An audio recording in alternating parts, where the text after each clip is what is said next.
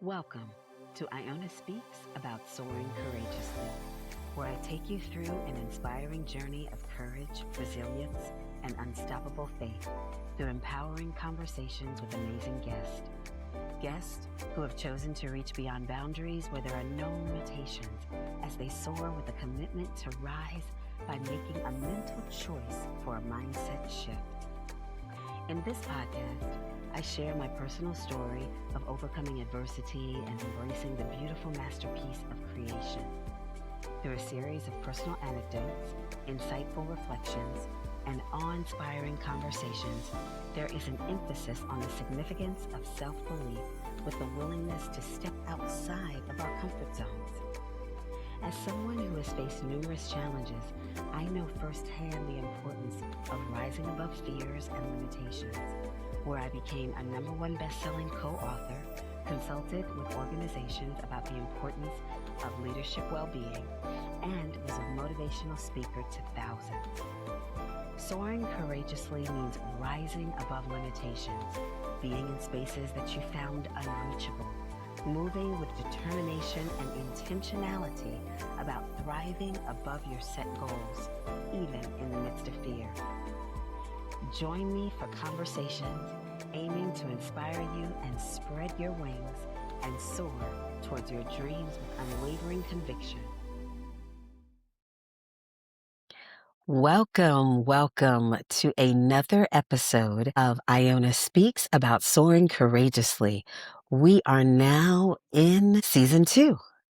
And so as we take executive ownership in our creative existence, we are able to rise above circumstances and situations and soar to great heights. In Isaiah 37:31b, it says, "We'll put roots down in your own soil and grow up and flourish." So today I am so excited to have a fellow integrative nutritionist, health coach, actually a fellow integrative nutrition health coach, Jenny Kritachi. And so we're going to be talking about how we're able to put roots down, how we're able to flow, how we're able to grow, and how we're able to flourish. So Jenny Kritachi is a certified yoga teacher and integrative nutrition health coach. Currently, she's pursuing her board certification, and that is so exciting. She is the founder of Rooted Soul Wellness, a holistic practice offering individual and group coaching, retreats, workshops, yoga classes, and public speaking. Jenny empowers women to nurture their gut health and make sustainable lifestyle shifts through coaching, yoga classes, cooking classes, and retreats. She is a public speaker with a warm, grounded approach that helps clients break down their goals into simple, digestible steps that lead to real, lasting change. Jenny's mission is to help women live their happiest and healthiest lives by prioritizing well-being with confidence and clarity in a very busy world. So, she has been rooted in the soil of God's creation as a world changer to grow up and flourish with absolutely no boundaries as she soars courageously. Welcome, Jenny, to season 2 of Iona Speaks about soaring courageously. Thank you so much, Iona, for such a warm welcome. It's great to be Ah, here. absolutely. I am so thankful to have you. So, one of the first questions that I like to ask to get us started is, how have you chosen to make those bold steps of soaring courageously into this season of your life? That's an excellent question. About 2 years ago, I took a class called Strategic Planning for Life, and throughout the program, I was kinda drawn to it, and it just appeared, and I feel like things happen for a reason, and in Yeah. that course, there was a question that, it could appear morbid, but it actually was a really strong question, and what they said was, "If you were on your deathbed, who would be around you? What would you be Mm, grateful for? And what would you have regrets on?" And that question really took me because I was very happy in my current career, but I also was feeling a pull to do something else, but I didn't really know what that was. And I've always been very passionate about health and wellness. I'm a yoga instructor for over 10 years now, and I Yeah. just wasn't sure how to bring those 2 together, but there was something that kind of shook me a little bit, and I realized that there was something more. So, um, that's kind of what brought me on this journey. It was the beginning. Mm. You know what? That is so pivotal because Mhm, I love what you said when you said you had this conversation.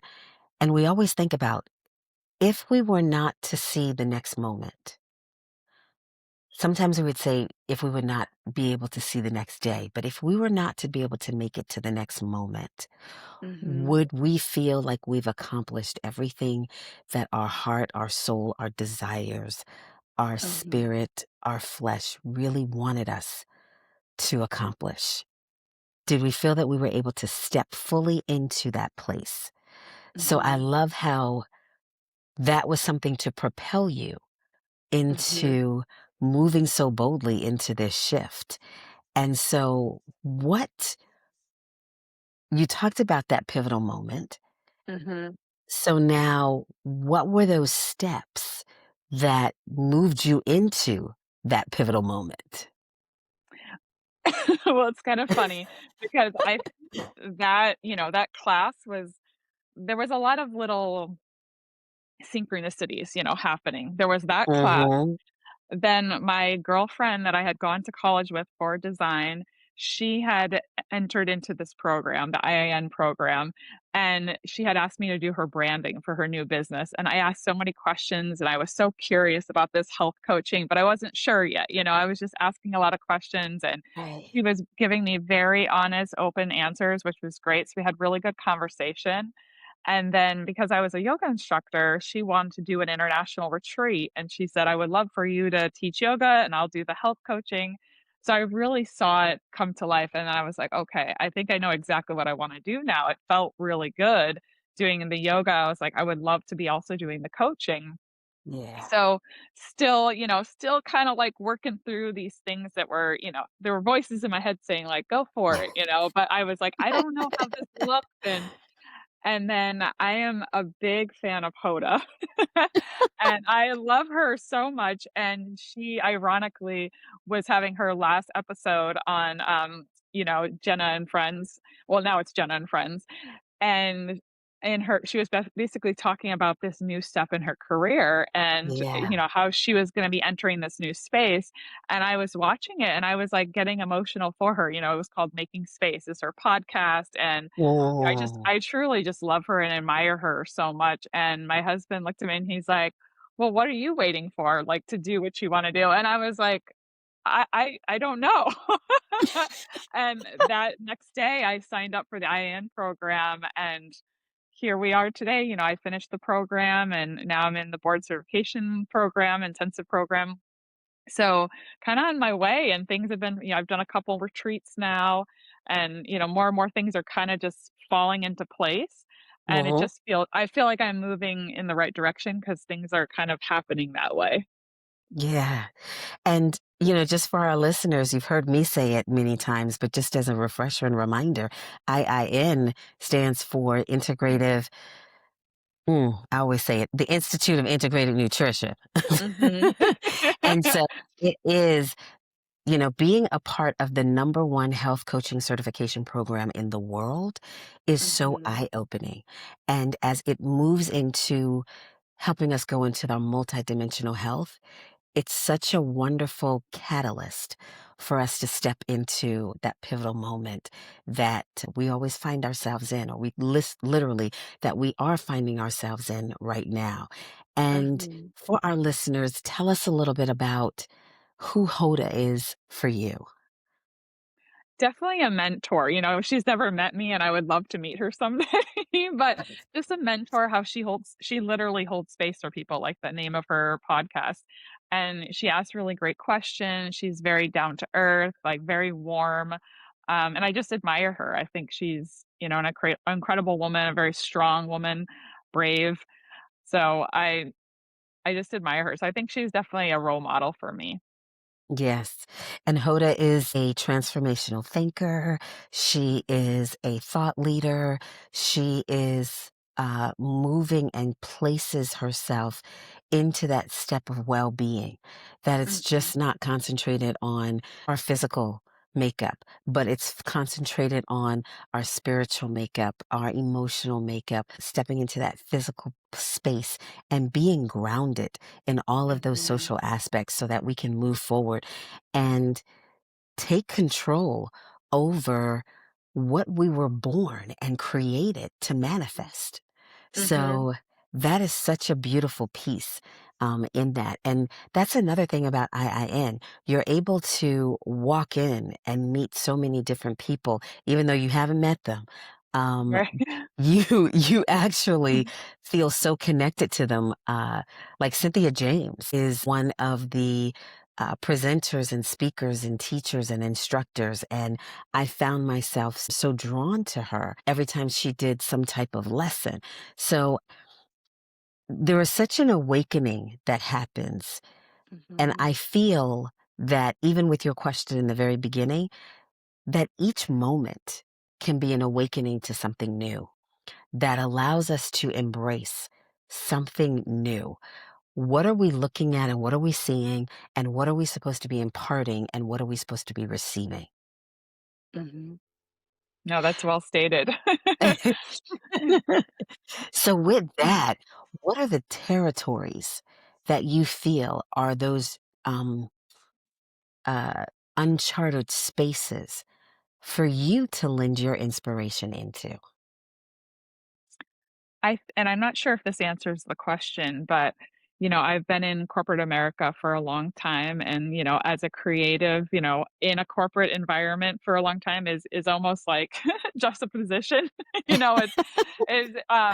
and so I would really love to help women who, busy women who are working in corporate just kind of find more balance in their life. I feel, called to that because I do feel like I understand that life and Hmm.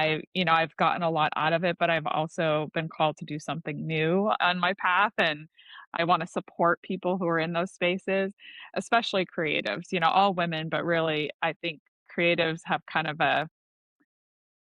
I don't wanna say a double whammy, but, it's like you're wearing this corporate hat, but you're also, Right. like, expected to be creative in a corporate environment. So it's kind of, 2 different hats at the same time, and I think trying to juggle, your health and well-being can be too many too many things to juggle at times, so kinda helping, creatives and women find that balance. So that's Yeah. definitely my main focus is just like, women who are busy, whether it's in corporate America or they're, they have a family and they're managing a household, just kind of finding balance and time for themselves. Yeah. Yeah. And you know what? We need that as women, and Mhm. we need that as people. So just as you said, you're drawn to women, but you recognize that everyone would benefit from that. And so Mhm. even with, I've heard this before, where women are, uh, how to say this? Women give birth to things Mhm. and men provide the seed for the birthing to take place. Mhm. Mhm. So there is a connectivity that happens between the two of them, regardless Mhm. of whether or not you're in a relationship. We're talking globally to the fact of what Right. the roles can be. And we need both of them so that if a Mhm. woman is not really thriving in the space to birth that which has been given to them. And I'm not Mhm. speaking just of the baby that's coming out of the womb, but I'm talking about the baby in life. The fact that Mhm. this is creativity that is coming from Mhm. you that is going to inspire not just one woman, but going to Mhm. inspire a whole company, a whole program, Mhm. which then inspires a whole entire nation. And so Yeah. if the woman is not focusing and not strengthened to do that, then the connectivity that they have with the man who is planting that seed Mhm. cannot actually grow. So we're Mhm. putting our roots down in the soil, but we're doing Mhm. it for a purpose. And we're Mhm. doing it for a purpose that is going to bring life for this season in our lives, which might be different than how we grew up with Mhm. our parents and what Mhm. they experienced, and what's going to be different than what the next generation that we're planting into is going to be doing. Yeah, absolutely, because I do think, like, kids now are definitely more in tune with, like, their health and what like, their mental health and things like that, so I do feel like there's been a switch, we are, you know, having new experiences that we are passing down to our kids, so as each generation goes, hopefully, we'll have healthier and healthier kids, essentially. Exactly. Yeah. Because who would have thought it is, like as you grew up, I don't know how you grew up, but how I grew up is differently than how I'm raising my children. It's not anything Absolutely. bad. I'm not saying that Right. how I grew up was bad. It's just it's different because we're in a different world and things are Mhm. manifesting differently. So therefore, we have to manifest things differently for Mhm. our children and for the generation that's coming. Absolutely, we need new tools, we need new tools for this new world, and so we can pass that on to the next generation and they can do the same. So, yeah, we're all Absolutely. constantly evolving for sure. hmm Because growing up, for I grew up in the 70s and the 80s, and therefore there was no computers. There Mhm, was no chat GBT. There mhm. were no cell phones that everyone had utilization to. You didn't, Right. you might have a few who had car phones, but they were walking around with something probably this big. Yep. Yeah. Yeah, I grew up in the '80s and '90s, so very similar. Right. There weren't these Yeah. little pocket minis that we're not using No, now. And, no. we're in a world where the children of today, they're called digital babies because they grew up Mhm, in that world. And just as you said, new tools is, before we might had a lot of hand paper, and mhm, there's nothing wrong with utilizing the hand and the paper. But then mhm, now, you have a lot who will go in and research. We have research at our fingertips now, as mhm. opposed to going to the encyclopedias or going to the libraries. We have a library Right. that actually have that is accessible to us through a digital platform. Mhm, And so being able to utilize that well, not to utilize that in a demeaning or derogatory mhm, way, but to utilize that in a way that's going to increase our emotional output and our physical awareness and our mental clarity and our spiritual awakening and our economic strength so that we can have relational health that is so good mhm. for one another, where we're not just speaking on screens, but we're also speaking in person. And this, I say, Mhm. we're speaking in screens because here, I can't hop on a flight to get to you in California, but yet Yeah. we can have a wonderful conversation and we're looking right at each other. Right. It's great. I mean, those are some of the positives of technology, absolutely. I mean, I'm originally from the East Coast, so my family is mostly all back in Connecticut and New York. So, having this possibility of being able to talk virtually to each other is like the next best thing, than being able to hop on a flight, like you said, and see them in Right. person. So I agree. There's definitely some positives, and using this technology for the good is great. Right. So that you can have a retreat where, Mhm. say, you're in an in-person retreat and you also have a digital screen because maybe there's somebody from Scandinavia who wants to be a Mhm. part of what you're inspiring, yet they can't Mhm. get there. But what you're speaking into the life of women, they'll be able to receive and Mhm. experience in the same way. And Right. that is phenomenal. You'll do a yoga instruction, and you can do that also on the screen while you're doing it in person because Mhm. someone might not be able to get into the studio where you're at, but they're able to experience the fullness of what you're bringing. Absolutely. I mean, it was a blessing during the pandemic because I taught yoga virtually, essentially. Like I was in the studio and then because everything got shut down and I had students that were now in New York, they were like, "Wait, you have a virtual class now?" So, I had friends and family on the East Coast in New York and Connecticut that were taking my class alongside with students I had here in California taking my class. So it was but that was just another example of, using technology to really help people get through difficult times and have that connection when they couldn't be in person. Absolutely. And so now we bring all of the knowledge that we've learned from the health coaching certification Mhm. program. And you're even going to be bringing more as you're going into your board certification, which I hope to be doing in 2026. And with what we've learned and the knowledge, talk about how you're interweaving things like in cooking. So, like, they'll give us all these different recipes. And one of the things I loved was the eating of the rainbow Uh-huh. and being able to interweave different foods. Like, I wasn't eating purple potatoes before, but now I'm Mhm. feeding my family purple potatoes because purple potatoes not only an anti-inflammatory and have antioxidants, but they're such a great brain food. They are Mhm. such a great brain food to allow us to be focused and to have clarity and vision on the things that we're supposed to be moving into. So, with that, talk to us about how you've been interweaving some of the things that we've learned from our classes into, say, your practice of cooking.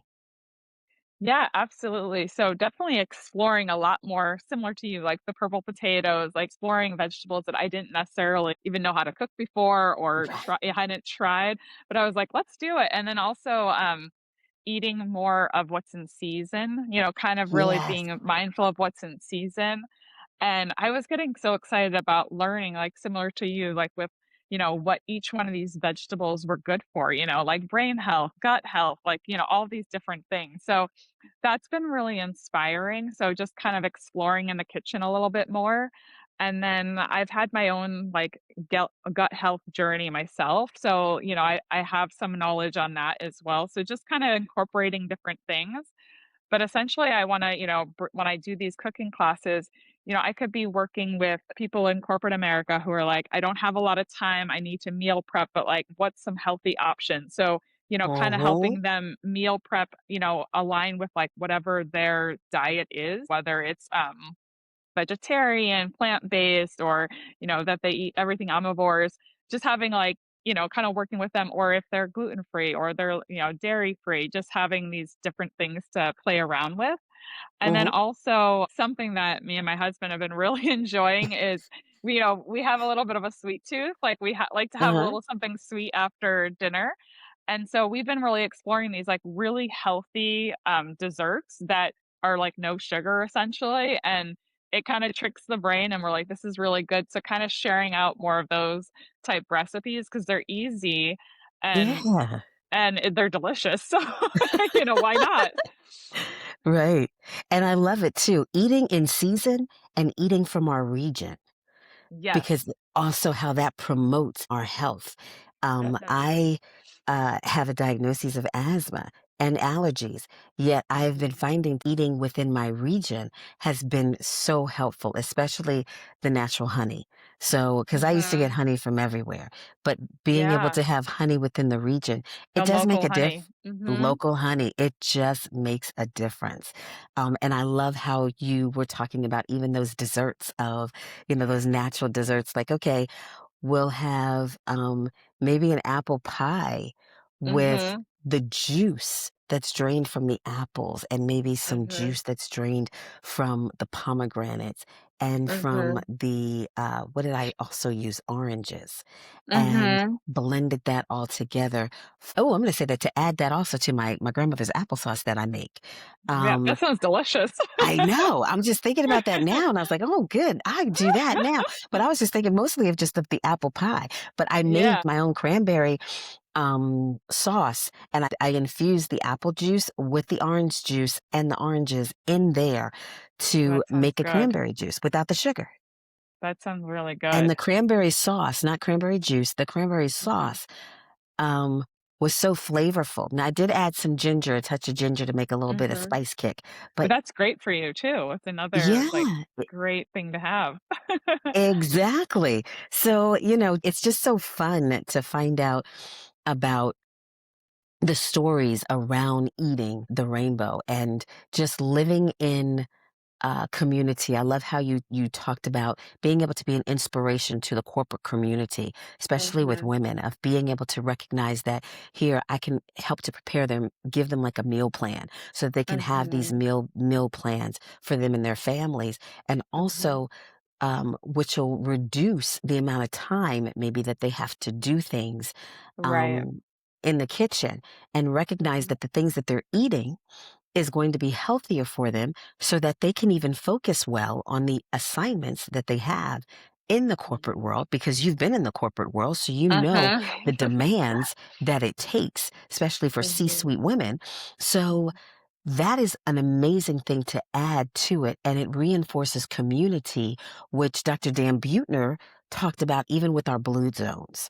mm, So you don't have to live in an area of a blue zone to have a blue zone mentality, mhm, which is really being able to pour out to the community that is pouring into you, and eating well and eating within the region and helping us to grow.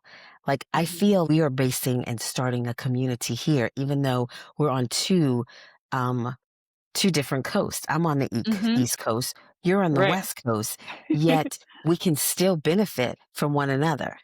Absolutely, absolutely, and it's like, when we're talking about the meal plans and the food and everything like that and community, one of the things I think too is that, sometimes women are trying to have the whole family eat healthy, and they're kinda having this battle a little bit, because like, the kid doesn't like this, dad's not sure about that, and part of the cooking classes too is I would love to involve the family. There are kids, if Yes, there is a husband, making it fun. So then it's not so much on the woman's shoulder, like, okay, every week I have to go to the grocery store, I have to meal prep all day long, so everybody eats, like making it right. more of a family thing. Because I think bringing that joy and love, kind of like the blue zones, that community, that like putting your heart into the food makes it taste Mhm. so much better. And then you're also educating future generations of kids that want to eat healthy because it's fun, or they learn how to Yeah. do this. So yeah, absolutely, there's so much truth to the blue zones, all the things that it provides, and you're right, you don't have to be in a blue zone to benefit at all. Exactly. And I love what you said about shared responsibilities, because Mhm, we really do. Like, even in my household, my husband goes to the grocery store. He cooks, he chefs. He was cooking breakfast this morning while I was preparing for the podcast, mhm, recording. So it's the love of the shared community. And my mhm. son is cooking. My son, It's amazing. he made fruit smoothies this morning. So it was a whole it's Whole exactly. production. It was a whole production even before this Yeah, production. exactly. I love it. And it's a love, of Mhm. being able to do that together. Yeah. So I love that piece, because you know what? Our purposes are bigger than ourselves. Mhm, We move forth. Everyone who has been has been given the gift of creation to be mhm, here in the earth in this season and time, your purpose is mhm, bigger than yourself. And so what we love to do, what you're doing, what I'm doing, what other graduates are doing, what our friends are doing, what our family members are doing, are to really leave an imprint upon the world for a better and a greater generation, the next generation that's coming. We're mhm, always trying to make the world better for the next, not for us to be selfish, to just or to interact out of greed, but to be givers. And mhm, as we're being givers, we're also receiving. mhm. So, Absolutely. yeah, It um, feels good. It it feels does good, you feel know? good. It does feel good. So what are some powerful insights, some nuggets that you would like to share with the listeners, to the woman who finds themselves exhausted and tired and wearied? Um, who is trying to transform their burnout into power, the woman who is working in the C-suite executive who's been in the corporate mindset, yet they don't feel like they're able to manage and juggle and be balanced for the wife who is trying to be present for their husband and for their children while starting a new business. What are some nuggets that you feel led to share with that audience? That's a great question, and first of all, I love this woman. This woman that you're talking about, I love her, And and so do I. I So wanna do I. and I wanna tell her, "Give yourself some grace. You are doing a Yes. lot, and you're driving multiple cars at the same time in opposite directions, and that takes a lot of focus and a lot of energy, so, give yourself some love and some grace." That would be the first thing I'd say. I think so to understand the question completely, this is a woman who wants to leave her current career and is working towards a new goal. Would that be It's right? both. It's It's both both. because it could Okay. be that person in that corporate space who wants Mhm. to have more health life balance, Okay. and or it could be the woman who wants to come out of that space because we both took bold steps and Right. moved out of the spaces that we were familiar with and stepped Mhm. into another platform that, even though it was unfamiliar, it still was familiar because we were already moving in that vein. Yeah, absolutely. Okay, I just wanna make sure I understood the question. Absolutely. So, because I think the first question is, to both these women is if this career path is what you wanna stay in, like, Mm-hmm. what kind of shifts can we make to have more balance in your life? What in this role can you assign to others essentially so you have a little bit more time for you? Yeah. What can you collaborate with your family on so you have a little bit more space too? Because I think women a lot of times feel like they need to do it all. And really, by allowing other people to help them, they're lifting more people up. Like Mm-hmm. maybe I there's love another that. person on your team that, you're always doing all these projects, and there's another person on our team that, maybe doesn't have the confidence there yet, but by giving them the project and cheering them on, and supporting them, now that's something off your plate. It's lifted that person up. So kind of changing the outlook a little bit, like, not feeling so responsible for everything, but Mm-hmm. essentially, assigning some things out to others, family members and at the workplace. So that way you can carve out a little bit more for yourself, but you're actually like giving all these other people so much to raise them up. So I Yeah. think that would be kind of my advice for that woman. And then for the other woman who is trying to transition into a new path, um, some of the same information, some of the same advice, you have to assign things out a little bit so you have the space to create that new path, but Mm-hmm. also that it's not a race, I guess I would say, Oh, yeah. it's not a race. I so this is a little analogy a little bit. Growing up, I was a sprinter, like, all through middle school and high school and even in college, I was a sprinter. And then around college, I started to do long distance, so doing, like, marathons and half marathons, and I would burn out so quick because I was so used to running so fast, and then for the long haul, I had no more gas in the tank. And it's a really good analogy because I realized that I was taking my mindset of being a sprinter into Yeah. my life. So a lot of things in life, I was trying to sprint to the destination and sometimes taking on too many projects at the same time and trying to give them all that energy. And then what happened is I would just burn out and I would be so Mm, hard on myself because I'd be like, "Oh my god, like, I didn't get there." And I realized that once I changed my mindset, just like my running, to more of a distance approach, that I had more endurance. I could endure the long haul and, taking breaks as I went, slowing down my pace at certain points because there was other things that were more important in that moment.